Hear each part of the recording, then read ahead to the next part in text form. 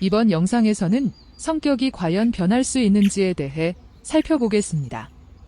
성격이 변할 수 있는가에 대해서는 두 가지의 의견이 존재합니다. 하나는 성격은 바뀔 수 있다라는 의견이고, 다른 하나는 성격은 바꿀 수 없으니 타고난 대로 살아야 한다라는 것인데요. 결론적으로 말씀드리면 각각 서로 반대되는 의견인 듯 보이지만 두 가지 의견 모두 어느 면에서는 맞습니다. 우선 우리가 성격은 변한다라고 얘기할 때 착각하고 있는 부분이 있습니다.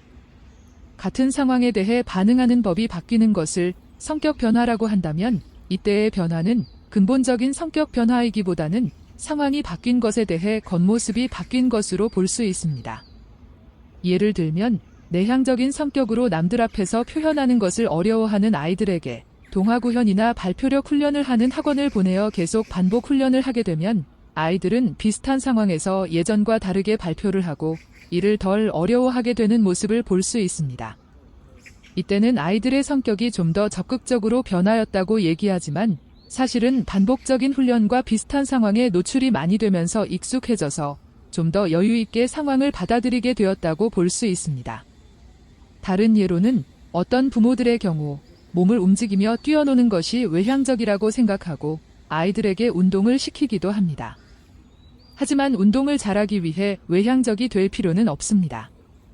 오히려 차분하고 침착한 면이 신체의 기술을 습득하는 데에는 장점으로 작작용하여 운동을 잘하게 되기도 합니다. 또한 만약 당장 먹고 살 것이 없는 궁핍함이 있다면 생존을 위해 자신의 성향에 상관없이 당장 돈을 벌어야만 하기 때문에 남들 앞에서 적극적인 판매나 영업 활동을 하게 됩니다. 이는 그 개인의 성향이 변하였다고 하기보다 자신의 목적이 따라 행동을 바꾼 것으로 볼 수 있습니다. 나이가 들어서 저절로 상황을 대하는 자세가 바뀌기도 합니다. 개인적인 경험과 성취를 통해 더욱 여유로워지면 이전 젊은 시절의 상황을 대하던 모습과는 다른 행동을 할 수 있습니다. 이렇듯 반복적인 훈련이나 연습, 그리고 급박한 상황이나 경험과 성취로 인해 생기는 행동의 변화는 대부분 진짜 근본적인 성격이 바뀌었다기보다는 기술이나 제스처가 달라진 것이고 배짱이 조금 커졌거나 수줍음을 덜 타는 정도의 변화에 지나지 않을 것입니다. 무성한 나무의 가지치기를 통해 나무의 겉모양은 바뀔 수 있으나 그 뿌리까지 바꿀 수는 없습니다. 그러나 간혹 아주 소수의 사람들은 실존적, 철학적, 종교적으로 드물게 높은 경지에 도달하여 근본적인 변화가 일어나기도 하지만 일반적인 사람들에게서 뿌리까지의 변화는 일어나지 않는다고 하는 것이 맞는 말일 것입니다. 다음은 성격은 바꿀 수 없으니 타고난 대로 살아야 한다는 의견에 대해 살펴보겠습니다.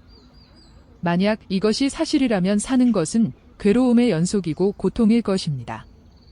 게으른 사람이 나는 원래 그래 하며 아무것도 안 하고 산다면 사회생활을 할 수 없을 것이고 툭하면 남을 때리는 사람이 나는 원래 그래 하며 살아가게 된다면 자신과 주변 사람들은 사는 것이 고통의 연속일 것입니다. 성격이란 사과처럼 단순한 구조로 이루어진 것이 아니며 성격을 바꾼다는 것 역시 빨간 사과를 파란 사과로 바꾸는 것과 같이 단순한 의미는 아닐 것입니다. 한 사람의 성격은 고무나무에 비유할 수 있는데요.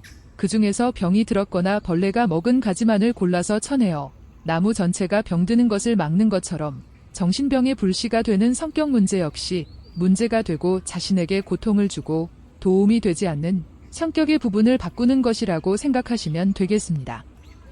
어떤 한 가지 성격을 100% 없애는 것이 아니라 문제가 되는 성격을 20에서 30% 정도 줄여서 70 정도로 줄이면 자신의 문제도 가정의 문제도 원만하게 해결될 수 있습니다.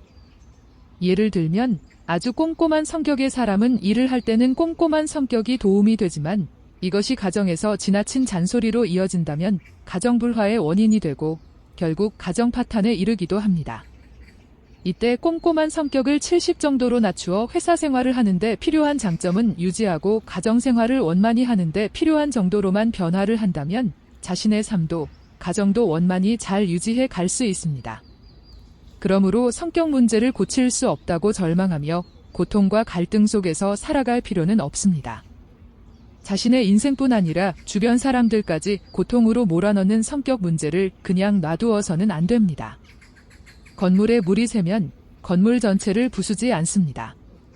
물이 새는 부분이 어디인지를 조사하고 그 부분을 수리하면 될 일입니다.